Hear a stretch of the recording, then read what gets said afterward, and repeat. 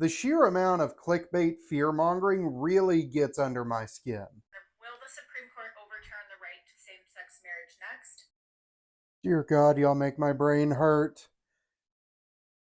Do y'all not pay attention? Do y'all not look at statute, at law? What has happened over the past 10 years? No, they're not going to. And here's why.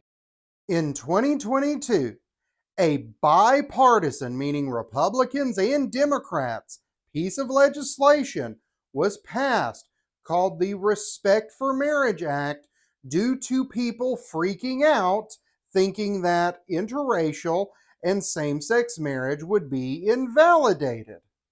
This statutory provision, bipartisan statutory provision, was then signed in to law. That is part of the United States Code.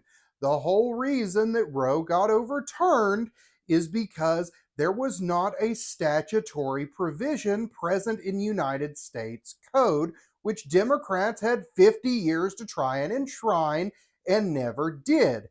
Meanwhile, when it comes to same sex marriage, Republicans and Democrats agreed that that was something that should be enshrined and protected in statutory provisions in United States Code.